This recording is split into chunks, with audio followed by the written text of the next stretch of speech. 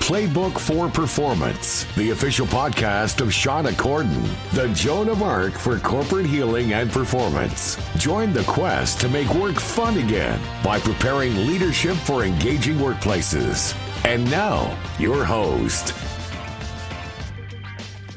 Hey everybody, Shauna Corden here. So really glad to have you with us. Welcome.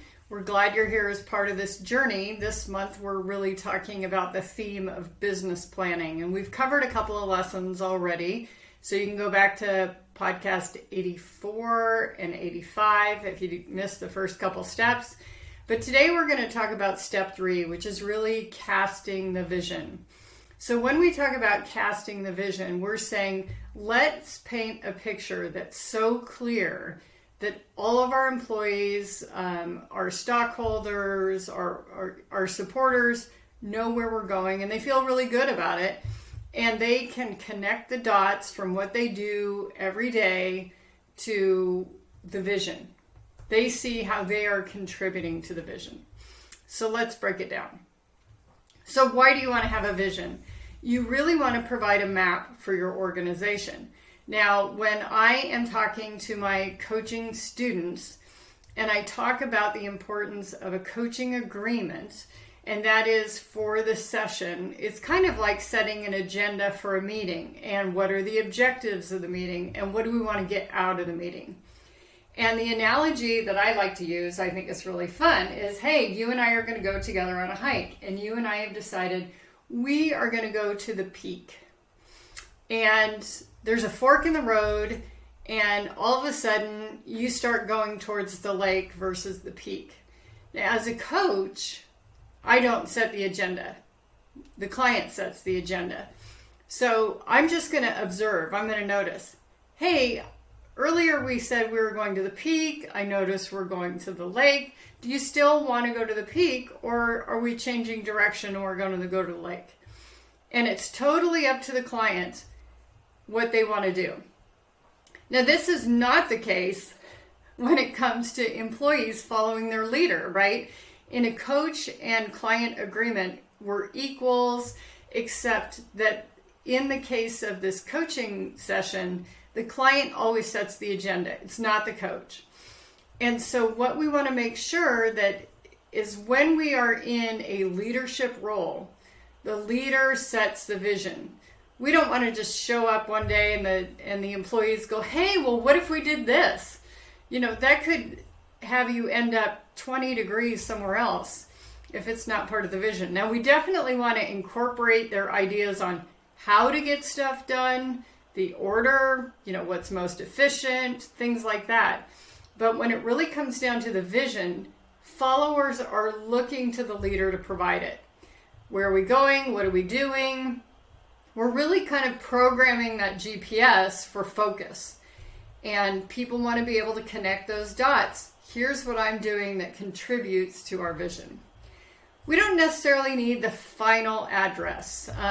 In all my years of business planning, there are emerging situations in the market that cause us to pivot, be a little bit more agile.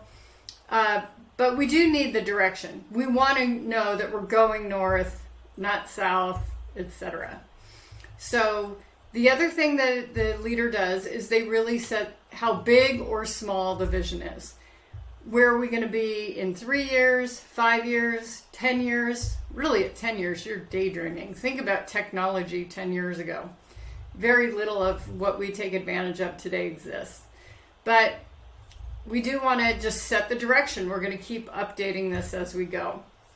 So how fast are we going to go? What kind of traffic patterns might we run into? These are all really important for people to understand. This is where we're going. This is what we want to do. And they feel confident in following it. Have you ever followed a leader who you just went, why is this person in the front of the line? Why are we taking their direction? They don't know what they're doing. That's often very disheartening. People lose confidence and they start to incorporate what I call the FUD factor: fear, uncertainty, doubt. And it pervades all their actions. So they're always kind of hedging their bets. And you really need to be confident in that vision. Now, is it okay if somebody says, hey, well, what about this emerging situation? By all means, certainly incorporate that. You may need to pivot. You may need to expand, contract, all kinds of things.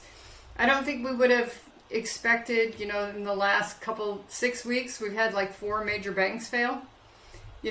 That would cause some reconsideration and direction in some cases. Another thing that might show up is changes in laws or situations.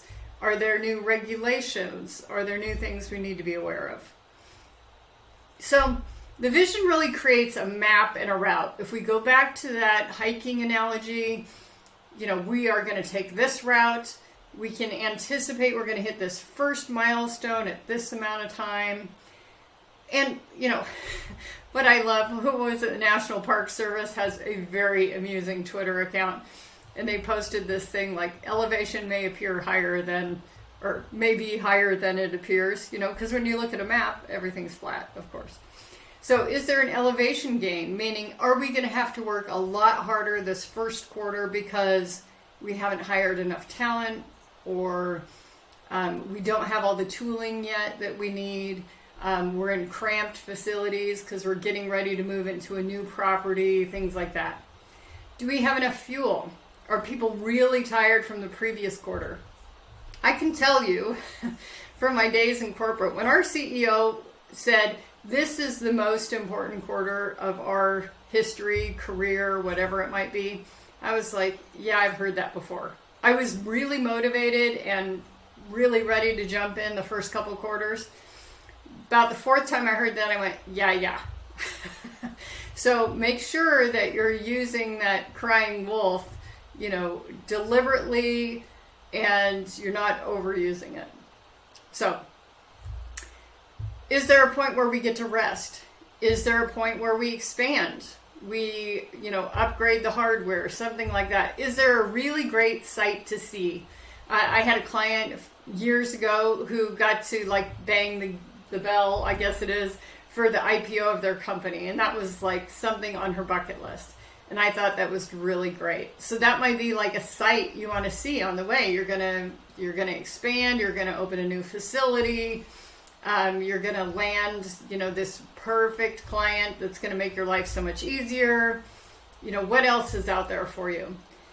And you want to make sure everybody knows the route you're gonna take.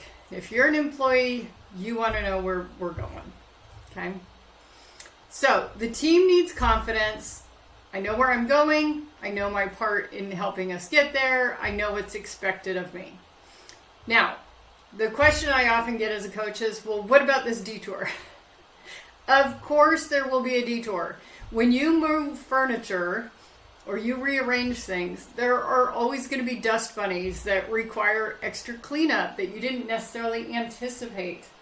Well, in that case, just know you're going to have to take some extra time. That's just the way it works. You're not perfect. Your vision is, you're not a mind reader. You're not a seer.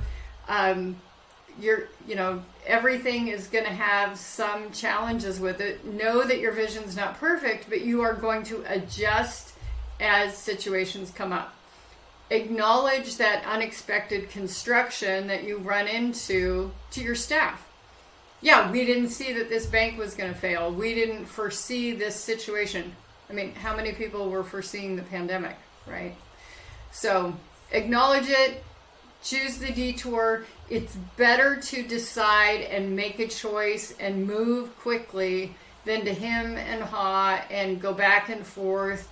That's going to erode confidence from the team. You can always course correct. You can always, route back if it turns out that was the wrong decision, but making a decision is the best thing you can do in terms of the data that you have available. So how to form the vision? You really want to just take some time away from the office. As long as you're bombarded with the regular things that happen in the office, whether it be a fire drill or whether it be just, interruptions, you're not going to get very far. It's best to narrate a story. What is it doing for your customer who is being served by your product? pick a day in the life of what it does for this person and how your mousetrap is better, whatever it might be. So, all the data shows that when we show statistics to people, we tell stories to people, or the third option of showing statistics and telling the story, the thing that's most compelling to people is just the story. They can anchor into the emotion of the story. They get excited about it. That's what's motivating. There is a 25% of the population who really questions and wants to know the data. But if they can buy into the story, if they believe in it, they're not going to be so picky about getting all the details of that story. Also pick a day in the life of the employee that is serving your customer. What's it like for them? Why are they so excited? Why do they feel good about working at this company versus your competitor? How many customers do you have? How much are you doing in sales? How many locations are you at? And write some aspirational customer testimonials. I just saw a really great one the other day based on the Ring video doorbell, where a woman was notified that her husband had fallen out on the porch. He'd had some kind of health event. She was able to call the next door neighbor to come over and call 911. 911 got him up off the porch and saved his life. That is an amazing testimonial that says, this is how our product helped. Now, I'm sure that that was not necessarily the intention. I think when Ring was first developed, I'm sorry, I can't remember the entrepreneur's name, they were trying to deter thieves and things like that. I don't think they ever anticipated that it would save someone's life. So that's pretty amazing. All those things that we talked about, customers, sales, locations, all those things, you want to weave this into a story. The first pass, I wouldn't take more than 2 hours to do it. Don't try to make it perfect. You just want to get it out there and let it marinate for a little while. As you get more data, as you learn more things, you'll be able to refine it, make it more compelling, turn it into your pitch deck, whatever it might be. So now what? You've got the vision. Hone that story, add some visuals, again, infuse it with emotion. So again, saving someone's life, that's pretty compelling. What is it about that story that inspires customers, employees, makes potential employees want to work there? All of those things are really great, and just keep sharing. It'll feel like you're a broken record, like you're telling it over and over again, and you're like, I'm sure they get it, but I promise you, you will know it far better than anybody else, and you want to make sure that your employees can also tell the story. So when does the story come true, and can they tell each other this story? So if you don't have your vision right away, or if you don't have it now, don't worry, but do work on it right away. Again, if it doesn't need to be perfect. If you haven't touched on your vision for over a year, it's probably time to do a quick refresh. Be sure you do it after you form the values, after you determine your focus, who you're working with, what you're providing, and then from there on, yearly, use the input of what's happening in the marketplace, what are the conditions, what are the trends that are out there, new technology, the economy, things like that. So if this is your first time joining us, know that this podcast is also on YouTube. We have fun little graphics. You get to see my smiling face. I am indeed smiling. We do want you to invite your friends, because a rising tide lifts all boats. We want you to grow together. We really want to see organizations thrive. We want work to be fun. We spend a ton of time at work, probably more than we do with our families, so it better be rewarding. If you're new to Shauna Corden, I offer leadership coaching. I do workshops, both in person and virtual, and I consult and mentor organizations in building a coaching culture. You know, how to hire external coaches, how to promote internal employees to be internal coaches, and training your leaders with coaching skills. If you are in the HR community, I will be speaking at SHRM in Las Vegas in June. I'll be speaking at the ICF conference in Orlando in August, and I would love to see you there. Please let me know if you're coming. I would love to meet you in person. Until next time, take good care.